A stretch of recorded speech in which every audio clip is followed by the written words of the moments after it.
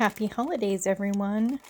Today I decide to whip up some easy treats, and I'm going to start off with a quick scone. So you use pancake batter or pancake mix, sugar, vanilla, butter, and then whatever flavoring you want.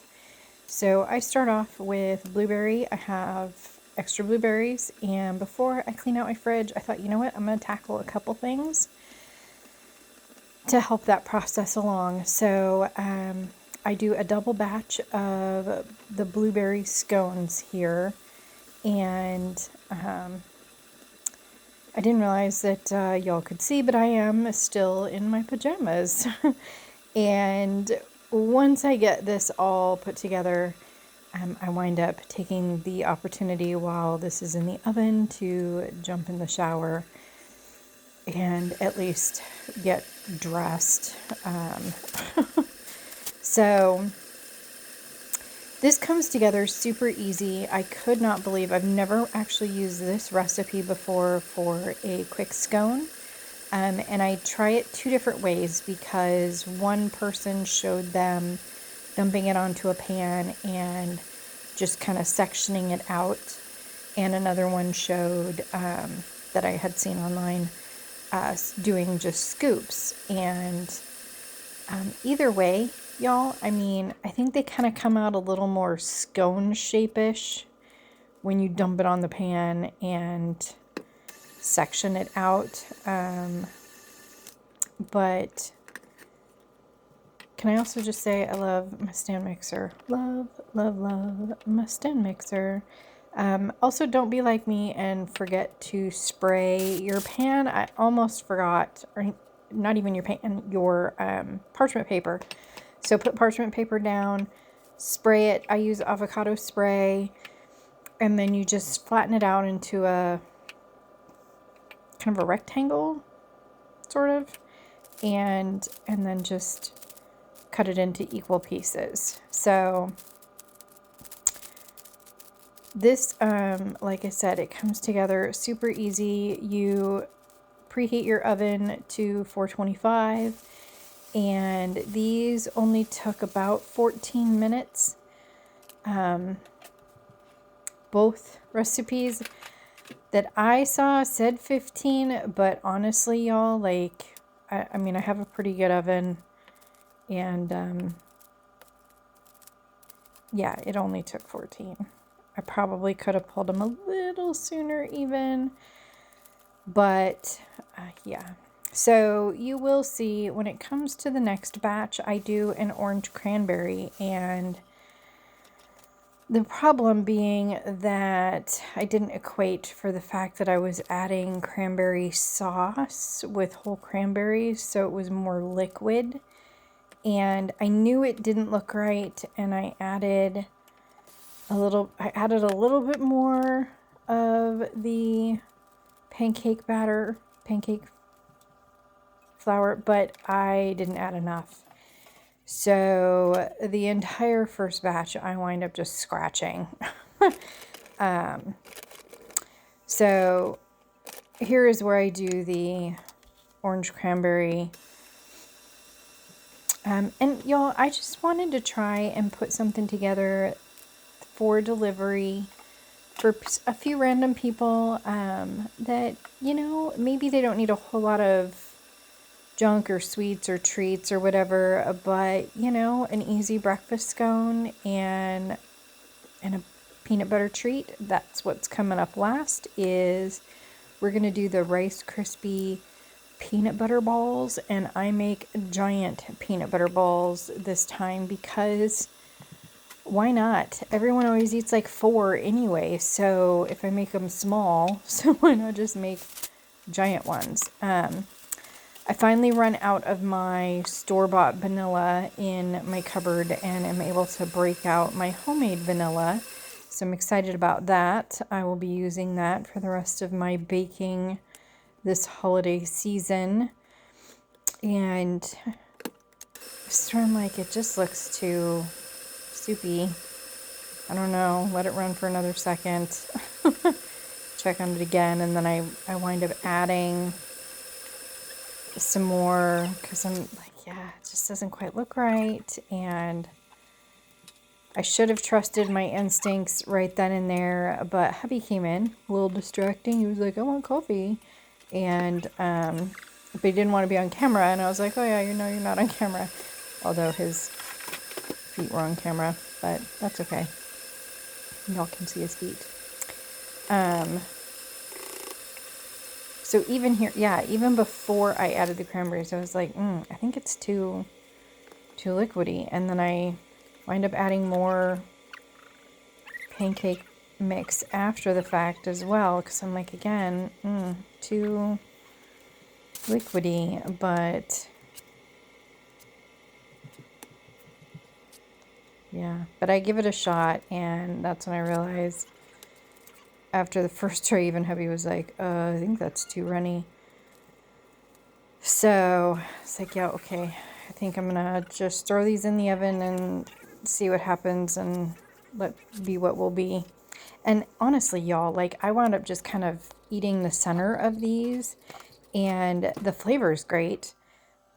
So that wasn't an issue. It was just they turned out like little flat pancakes. Boo. So I just ixnay those, and I had thickened the batter up, and round 2. So this one was a tester. And then also the peanut butter balls, like, y'all, I've never used Rice Krispie cereal in my peanut butter balls. Normally it's just peanut butter and brown sugar, and this one called for peanut butter, brown sugar, butter, and Rice Krispie cereal. And I thought, it might help. Like, maybe they just won't be quite as sweet that way. And so I wind up doing that. I gave that one a try. I can always make more of the regular kind too. But seriously, after I was done, I was like, those were really good, actually. And not overly sweet. So that was actually kind of nice. Oh, and here's where I start on the peanut butter balls. So I wound up putting together a couple boxes and finding a couple of holiday bins to put the scones and some of the peanut butter balls for gifting in. And I had to figure out how to construct the box. Like, dear Lord. There's no instructions. It just is like, here's a flat box. Figure out how to make it like erect and stand up and do all the things and have sides and handles and walls and yeah, okay. So I did figure it out though. And we put together one for the kiddo to take to work to share with his coworkers tomorrow too. So he came in and we wound up doing that at one point.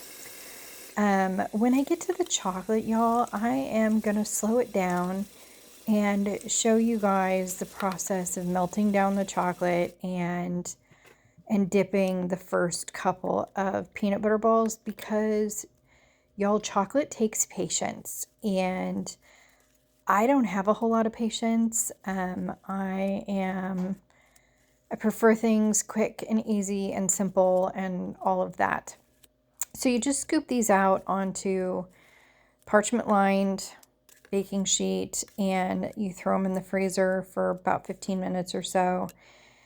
And then when they're about ready, you melt your chocolate. And y'all, chocolate, like I said, it takes patience. It really does. You have to put it in and melt it low and slow, and make sure you're stirring and getting it going, melting as it's going, because you do not want to burn it. If it goes over and you burn it, you're going to have to throw it out and start over. And you don't want to waste. For me, it was 3.5 cups of chocolate chips, right? So you don't want to waste 3.5 cups of chocolate chips. That's a lot of that bag from Costco. So 2 forks is what I use to dip peanut butter balls and that way the chocolate runs off.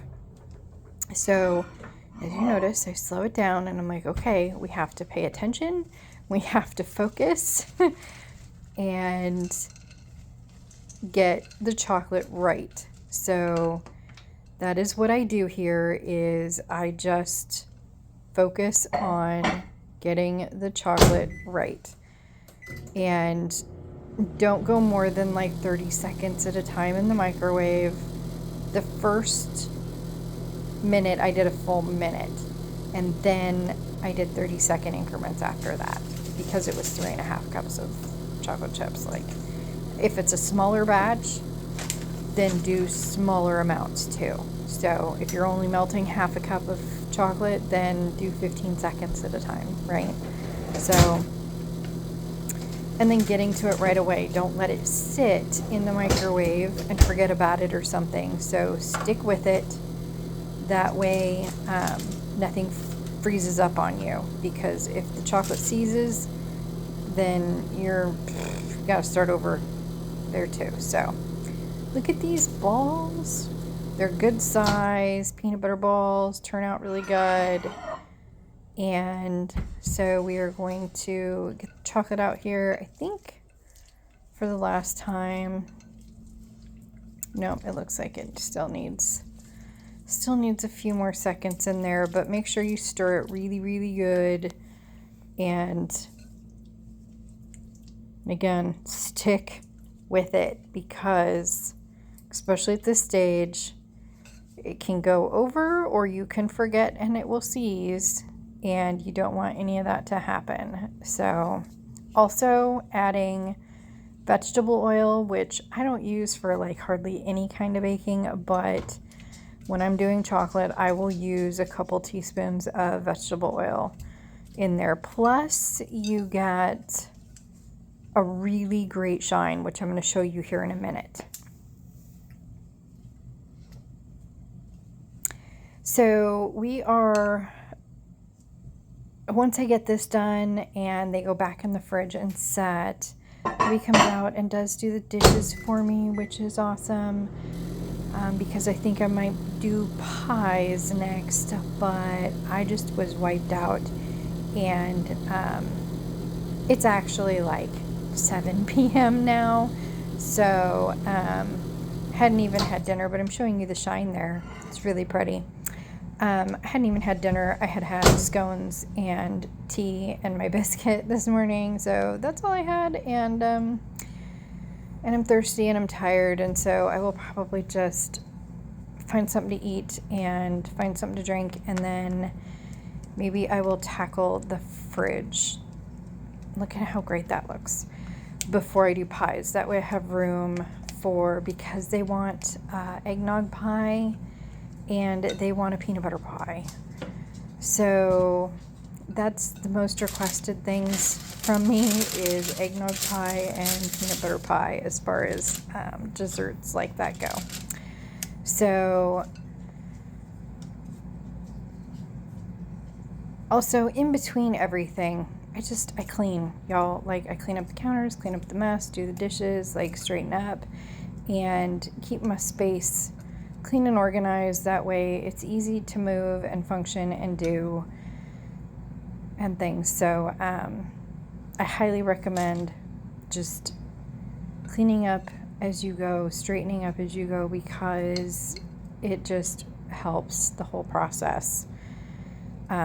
And then it's not so overwhelming when you're done. Like, yeah.